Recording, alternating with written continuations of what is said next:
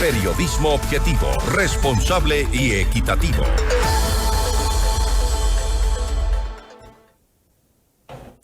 Ante la emergencia internacional emitida por la OMS sobre la propagación del Mpox, la viruela del mono, anteriormente conocida de esta manera, el gobierno anunció que iniciará un proceso para comprar vacunas. Vamos más allá de la noticia. Notimundo Estelar en FM Mundo con María del Carmen Álvarez. Nos acompaña a esta hora el doctor Francisco Pérez, él es ex subsecretario nacional de Vigilancia Epidemiológica. Doctor Pérez, muy buenas tardes y gracias por acompañarnos. Le saluda María del Carmen Álvarez. Buenas noches, María del Carmen. Muchas gracias por la invitación, un gusto. Gracias a usted por estar aquí junto a nosotros en este espacio informativo. Cuéntenos, doctor Pérez, ¿qué debemos conocer acerca de este virus que nuevamente alerta al mundo entero y obliga a la Organización Mundial de la Salud a declararlo como una emergencia sanitaria internacional?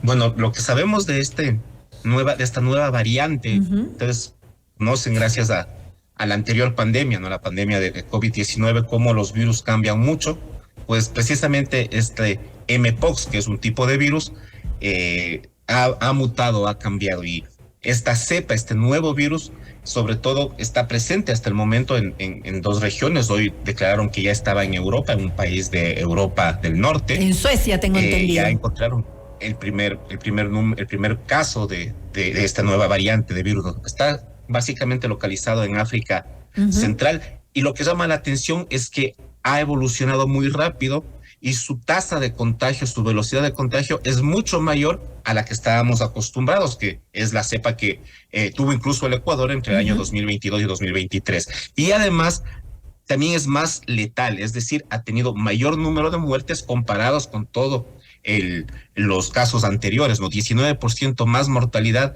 que la cepa anterior. Y esto ha hecho pues que llame la atención de la Organización Mundial de la Salud y que llame a la alerta sanitaria internacional. Es importante decir que nosotros en el Ecuador desde el 2022 levantamos la alerta epidemiológica, y la vigilancia de monkeypox está activa, es decir, no ha dejado de notificarse, no ha dejado de buscarse casos desde el 2022 hasta la fecha. Sin embargo, en los últimos tiempos no hemos tenido casos de la variante antigua, tampoco en ningún país fuera de estos dos continentes, Europa y África, han notificado nuevos casos. Deberemos esperar un poco más para ver cómo se comporta el virus y cuál es la velocidad de contagio en otras regiones, ¿no? Ahora, usted lo dijo hace un momento, nosotros ya en Ecuador tuvimos algunos casos entre los años 2022 y 2023, fueron cientos de casos que se dieron aquí en nuestro país. En ese momento, ¿llegamos a tener alguna vacuna para hacer frente a este virus? Efectivamente, nosotros habíamos comprado alrededor de 20,000 dosis de vacuna para monkeypox. Se aplicó estas dosis, alrededor de unas 12,000, un poco más, sobre todo a personal sanitario que está en los centros de atención primaria, que es donde acuden los pacientes cuando tienen esta sintomatología, pero sobre todo la focalización de la vacuna fue para los grupos de mayor riesgo de contagio de esta enfermedad, es decir, a lo que nosotros conocemos como grupos clave, ¿no? Que son hombres que tienen sexo con hombres, personas que viven con VIH y los colectivos LGTBI. Ahora, ¿cuáles son los síntomas? Porque estaba un poco investigando sobre esto y se ven, son bastante parecidos a los de la viruela común y corriente, es decir, tienes las erupciones en la piel, el dolor de cuerpo, cansancio, fiebre en muchas ocasiones. Ahora, en esta nueva cepa, ¿también se presentan los mismos síntomas o hay algunas diferencias? Bueno, se presentan los mismos síntomas, es decir, como usted bien lo dice, tiene fiebre, las erupciones, que es un signo clave para determinar la enfermedad y que está conocida como una viruela, las erupciones cutáneas, pero sobre todo es la severidad de los síntomas, es decir, la fiebre, el dolor de cabeza, el malestar general, son mucho mayores, mucho más frecuentes y mucho más severos que lo que anteriormente se veía, y sobre todo han reportado en estos meses de esta nueva variante que hay incluso dificultad respiratoria y dificultad para la deglución, es decir, les duele al comer. Ujú. Hay que decir que la parte mala de esta enfermedad es que los pacientes, o sea, es mala y no, es que los pacientes van a ser contagiosos por un largo periodo de tiempo. Es decir, hasta que desaparezcan las costras, van a seguir siendo contagiosos. Se va a contagiar por el contacto directo, por mantener relaciones sexuales, por tocar las erupciones, incluso por vía respiratoria, pero dura muchos días, ¿no? Entre 7 y 21 días incluso se ha pensado que pueden ser las personas capaces de contagiar. Y esto es lo que dificulta un poco el control. Tienen que estar muchos días las personas aisladas, ¿no? Entonces, esto es una de las cosas claves que nosotros tenemos que entender, que esta enfermedad tiene un periodo largo de incubación y de desarrollo, no como el COVID, por ejemplo, que nosotros sabíamos que en unos 5 a 10 días, luego ya no pasaba mayormente y teníamos que tener una mascarilla, etcétera, y podíamos contrarrestarlo. Este dura más y los pacientes tienen que estar en cuarentena. Ahora, esta declaratoria de emergencia de la Organización Mundial de la Salud obviamente implica que los países se preparen ante esta situación para poder afrontar este virus.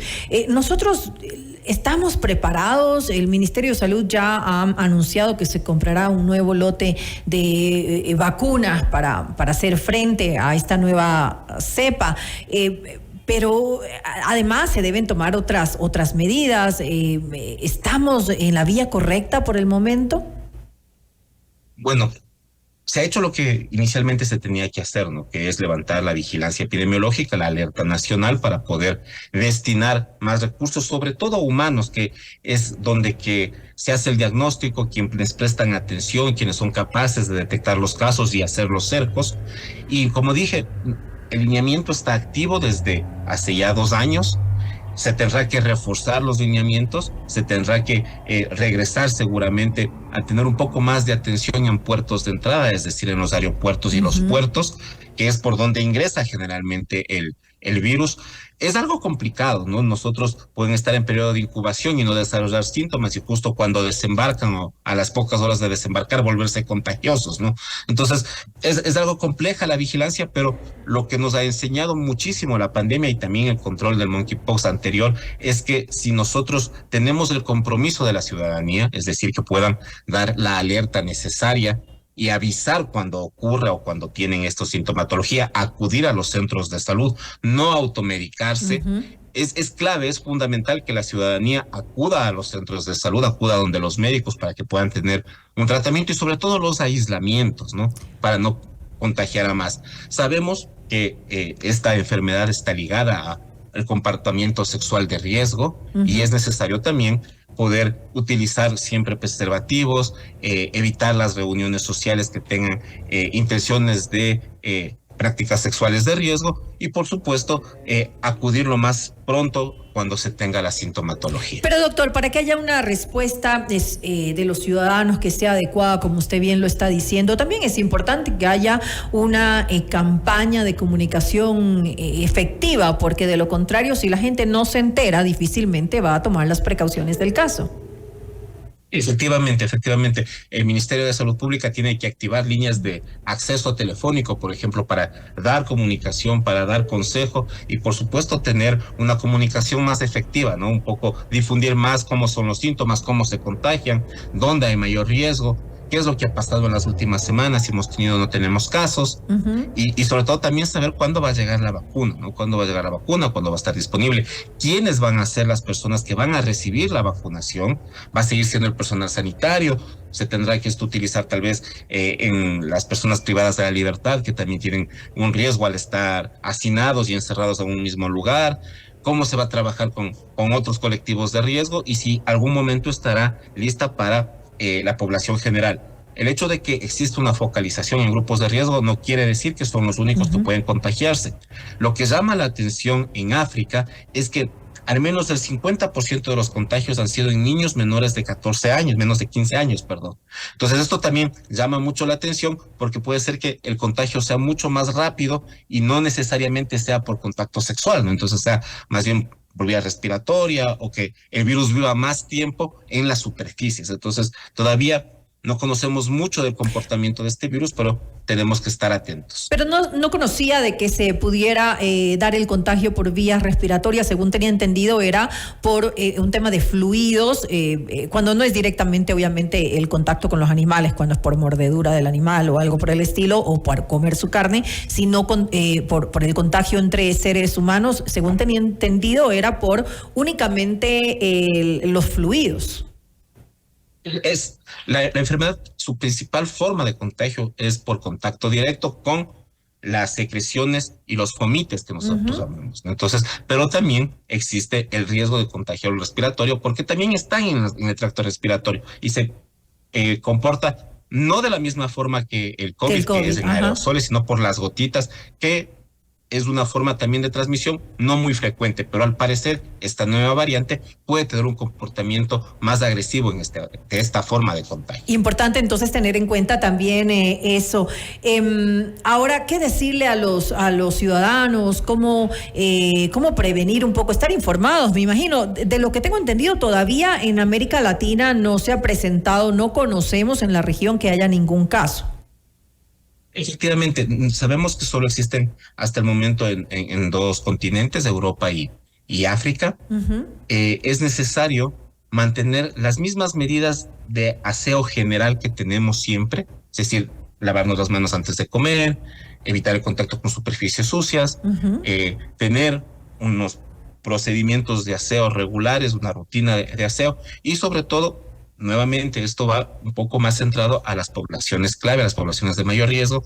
Por ejemplo, se sabe que pueden existir contagio a través de las sábanas, a través de las superficies, entonces llevar protocolos adecuados de limpieza, ¿no? De asegurarse que las sábanas estén limpias cuando dormimos en hoteles, por ejemplo. Entonces, es una serie de acciones que necesitamos tener para evitar el contagio, pero saber que todos tenemos riesgo, que es necesario mantener estas medidas y que esta enfermedad, a pesar que la conocemos, parece ser que ahora es más grave. En el Ecuador hubo muy poca mortalidad con el anterior brote. Las personas que fallecieron eran personas que tenían generalmente procesos de VIH y otros procesos de inmunosupresión, pero no hubo una mortalidad alta, ¿no? Parece que fueron no más de 10 casos de mortalidad de los más de 600 casos que tuvimos nosotros, y todos ellos tenían una complicación previa. Pero ahora esta personas. Pero esta nueva cepa, doctor, ahora es más mortal, según tengo entendido. Sí, es más mortal, se ha reportado una mortalidad aumentada. Unos dicen que más del 10%, otros que entre el 5 y el 7%. Habrá que ver, habrá que esperar, ¿no? Hay que tener en cuenta también las condiciones que tiene África, las condiciones que tienen otros países y otros continentes para poder determinar bien cuán mortal es. Sabemos que es más agresiva que la anterior, y esto hace precisamente que la Organización Mundial de la Salud levante esta alerta. Entonces, a cuidarnos todos, a reportar los casos y a tener las medidas de acción necesarias, que son el aseo general, lavarnos las manos, lavar las superficies, evitar conductas de riesgo, por lo menos durante el periodo que estamos con la alerta sanitaria internacional. Algo importante, esas medidas preventivas que en su momento se tomaban cuando existía el COVID-19, bueno, existe todavía, pero cuando era todavía importante tomarlas en cuenta, yo creo que es algo que debería haberse quedado en nosotros. Sin embargo, parece que ya no recordamos lo que vivimos hace pocos años y difícilmente se toman esas medidas, estar limpiando las superficies, llevar incluso algo de alcohol para poder estarnos desinfectando las manos constantemente o lavarlas, de ser el caso, esas medidas preventivas que son tan importantes, y no solamente para este virus, doctor, sino para cualquier otro. Efectivamente, son medidas que la percepción de riesgo después de la pandemia ha bajado muchísimo y nos hemos olvidado un poco de las lecciones aprendidas, ¿no? Entonces, sí hacer un llamado a la ciudadanía que retomemos las medidas de cuidado. El alcohol gel, el aseo de las manos es fundamental, la limpieza adecuada de superficies son fundamentales, no solo para el COVID, no solo para el monkeypox, no solo para esos virus, sino para una serie de enfermedades más, ¿no? Entonces, eso, y también llamar un poco a las autoridades a que nos presten mayores canales de atención, mayores procesos de información, y que nos indiquen cuáles van a ser las poblaciones que van a recibir la vacuna, que es muy importante saber quiénes son los que van a recibir la vacuna. Me quedo entonces con eso, doctor Francisco Pérez, ex subsecretario nacional de Vigilancia Epidemiológica. Gracias nuevamente por estar aquí junto a nosotros. Con muchísimo gusto. Usted está escuchando